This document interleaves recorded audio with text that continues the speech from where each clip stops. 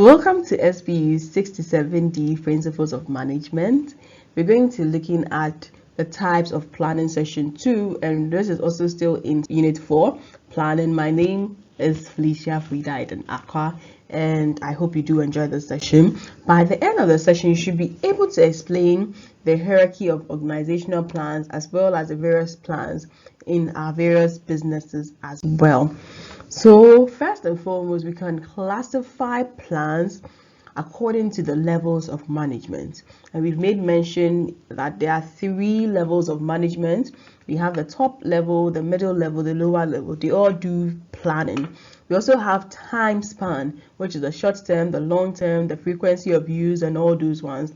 That is per the time span. And you also have plans based on the functional areas.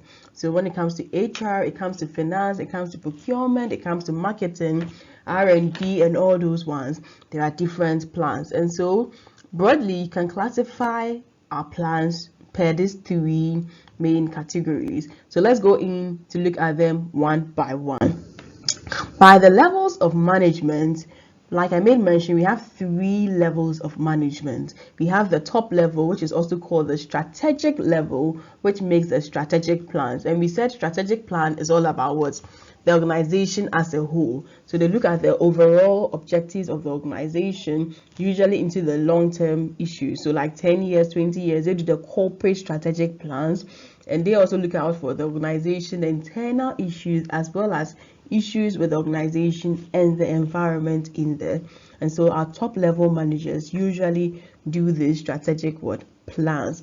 Then we also have the tactical plan, which is done by the middle level management. And so when it comes to the tactical plans, usually they are supposed to help break down the strategic things into more consumable levels for the various departments and things under them in there as well. Then you have the operational plans, which is usually for the day-to-day activities and things on the ground.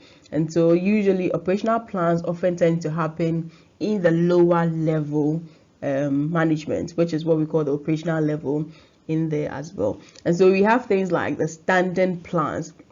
There are some things that always happen within the organization, and so there are standing plans in there that if this happens, automatically we do this.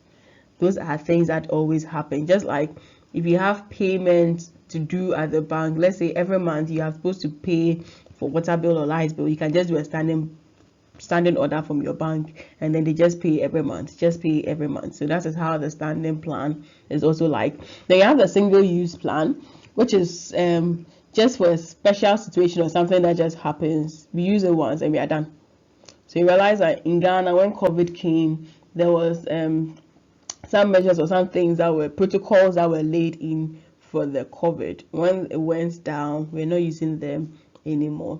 Then we have the programs, you have the project, you have the budget.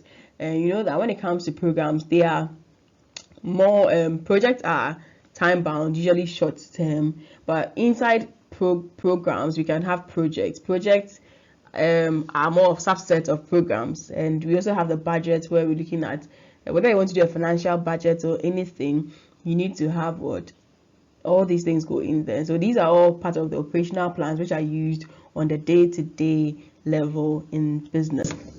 We also have classification of plans based on their time frame or the time span they are using. And so we have long range plans or long-term plans, which usually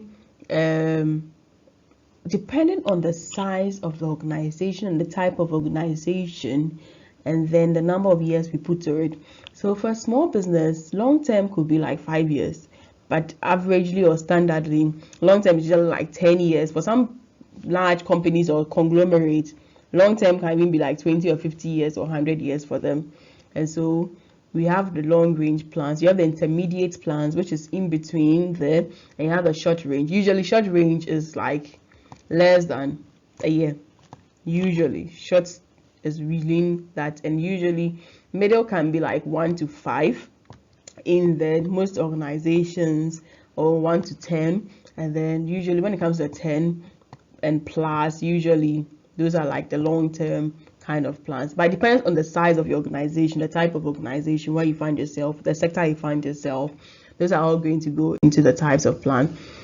Then we also have functions. So the various functions of management, and you realize that at every function or department and the type of plans they do.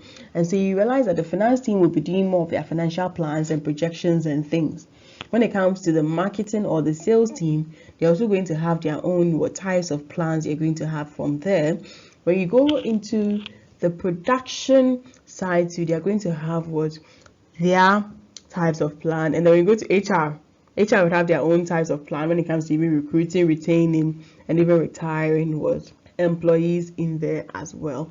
And so all in all, we've made mention that when it comes to the various types of plans, we can look at it in terms of the functions of management, in terms of the levels of management, and most importantly, the duration as well. Thank you.